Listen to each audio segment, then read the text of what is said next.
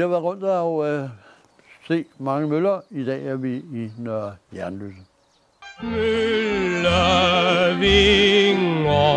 er som et vartegn på bakkens top. Hør nu klinger sangen, som fik os herop. Lyt til møllens melodi, der er genklang af minder deri. Jeg har hørt den så tit, hvor nynner den blidt om det barndommens land, som var mit. Ja, det er jo en fantastisk mølle, den der er her i Nørre Jernløse. Hvad er det for en type mølle? Jamen, det er en hollandsk gallerimølle, som har været, kan man sige, en af de største typer møller, der har været. Vindmøller, ikke? Og den, vi sidder i her, den har en lidt speciel historie. Fordi man kan godt sige, at den hedder Nørre Jernløse Mølle. Men det oprindeligt hedder den Sankt Peders Mølle. Den har stået inde i Sankt Pederstræde, inde på Jarmers Plads.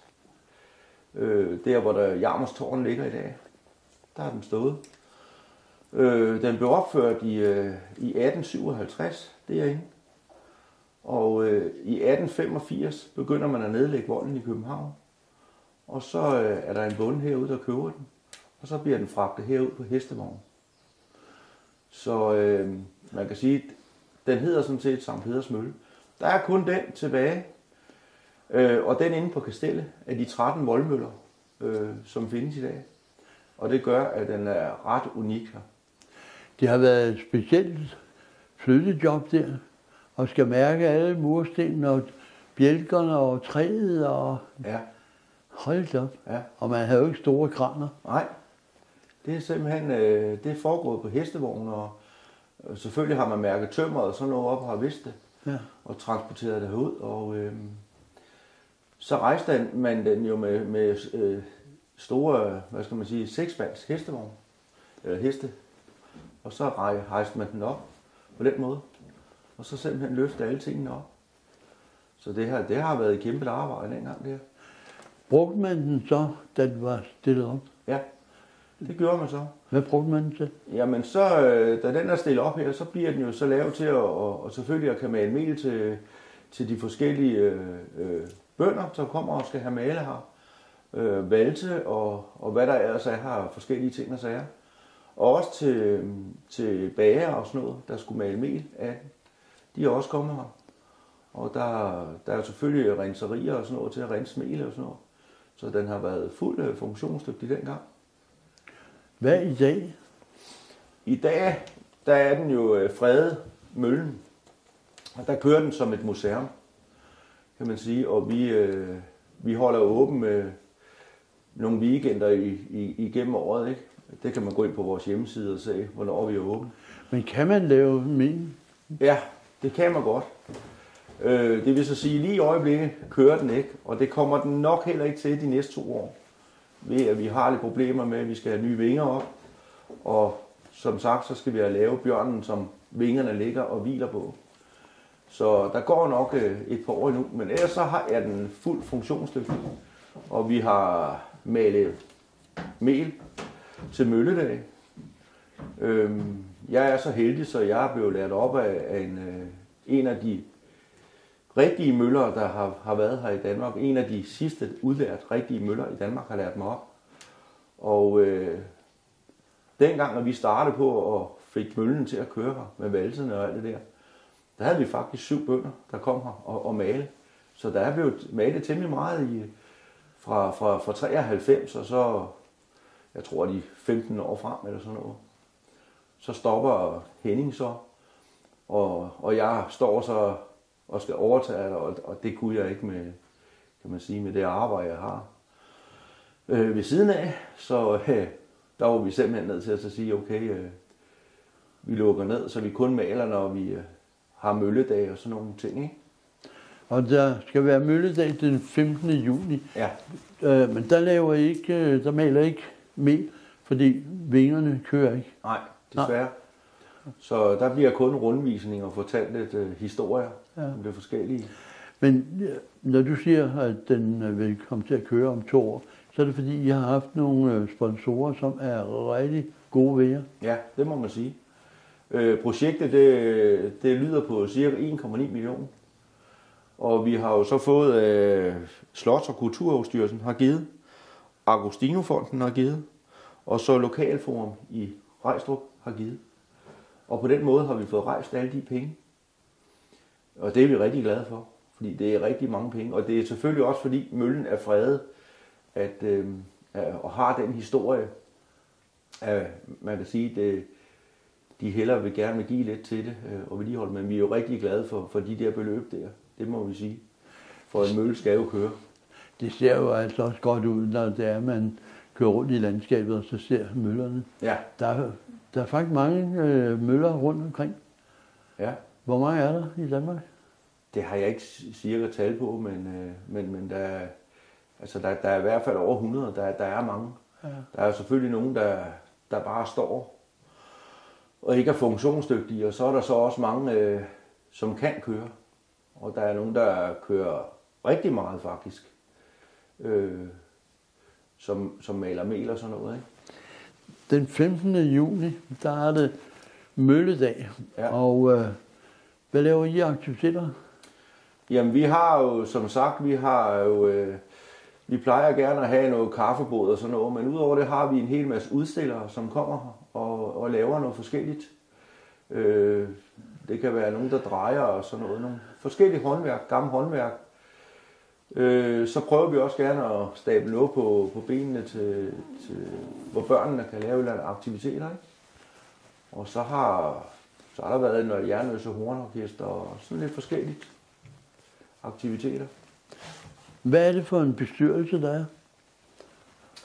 Jamen bestyrelsen, den består jo af, at vi er jo en 7 i selve bestyrelsen, kan man sige, og vi har jo i mange år siden vi sådan set startede, har vi jo været et meget ungt møllelav i forhold til mange andre. Og det er jo både godt og ondt, som jeg fortalte før, at altså man kan så sige, at vi har jo lidt nemmere ved at lave tingene og skaffe tingene og sådan noget, men vi arbejder jo alle sammen til hverdag. Så desværre har vi ikke så nemt ved at holde åben i hverdagen og sådan noget mere. Så det er nogle faste weekender, vi har lagt ind, og så også nogle lørdage. Ikke? Men det gør jo også, altså, når vi er sådan lidt yngre, så kan vi også foretage os nogle andre ting og sådan noget. Så har vi har jo haft en del andre møllelav, der er kommet og besøgt os og viser selvfølgelig gerne, hvad vi har lært. Fordi man kan sige, ved at jeg har været så heldig at blive lært op af en rigtig møller, så har jeg noget viden, ikke? Og det var vi faktisk 3 i bestyrelsen, der er. De 2 andre er desværre gået ud af bestyrelsen nu, ikke? Men ellers så har vi haft nemt med at kunne lære lidt fra os, ikke? Er det vi kan. Hvor får man uddannelsen som møller? Altså der findes ikke nogen uddannelse mere, så man lærer jo hinanden op. Ja. Og giver gode råd og sådan noget. I vores møllelav har vi jo vedtaget, at vi kører videre på den måde, som jeg blev lært op på, hvor man lærer videre med tingene, og så skal man op til en eksamen. Og der skal man både forklare om, hvad vi smører møllen med, og hvordan vi kører, og man skal vise, at man kan dreje møllen i vind, og man kan slække sejlene og sådan noget. Så man skal vise, at man har styr på det, for det er lidt farligt. Jeg har også blevet spurgt lidt om for nogle andre møllelav, om jeg har lyst til at være med at give noget viden frem, og det har jeg selvfølgelig. Ja, det smitter jo. Ja, det smitter. Hvordan det museum, siger du, hvor meget har det åbent? Jamen det er som sagt åbent med nogle weekender i løbet af sæsonen. Så det er nogle bestemte dage? Ja, det er ikke sådan, at man kan lige parkere og så gå ind og... Nej, desværre. Desværre har vi ikke mulighed for det. Nej. Men vi håber der på, når vi en dag bliver pensionister, vi kan have lidt mere åbent og sådan noget. Ikke? Ja. Så, men jeg kan nu sidder vi her nederst. Kan du ikke forklare, hvordan den er bygget op? Jo, men altså, møllen er bygget op af det her. Det er jo det nederste, kan man sige, hvor i midtergangen, hvor hestevognene de kom ind. Og man ringede på klokken, og så kunne mølleren jo ligesom hive sækkene op på broloftet, som er det næste loft. Og det kalder man simpelthen broloftet, fordi der er ligesom 3 broheste, som holder hver en kværnbesætning. Og så kunne man hejse det videre fra broloftet, når man skulle male op på kværnloftet, som er det næste loft. Og så propper man selvfølgelig korne op i kværnene, og så kører det igennem kværnene, og så kommer det ned på broloftet igen. Og vi har proppet i sække, og så kunne man fire det ned igen på hestevognen. Op over kværnloftet har vi noget, vi kalder lorisloftet. Hvis man skal oversætte det lidt, så er det hejseloftet. Det er der, hvor hejsværket sidder til at hejse alle sækkene op med. Og ovenover lorisloftet igen, der har vi så selve toppen, som man kan krøje i vind og sådan noget. Ikke? Det er hele toppen, der sådan set drejer. Og det gør vi manuelt på den her. Der har været vindrus på en gang, hvor man kan sige, at den kunne selv krøje i vind. Men dengang man ligesom skulle frede den, skulle man jo snakke med Fredningsstyrelsen om, hvordan gjorde vi det her. Og man blev simpelthen enige om, at man ville lave møllen, som den var, da den stod inde på Sankt Pederstræde, inden den blev flyttet herud. Så det er sådan set de der lofter, vi har. Det lyder utrolig spændende. Ja. Og min egen tilgang til det er jo sådan lidt, at jeg er 3. generation i møllen her. Så det er jo min morfar, der har haft møllen i sin tid.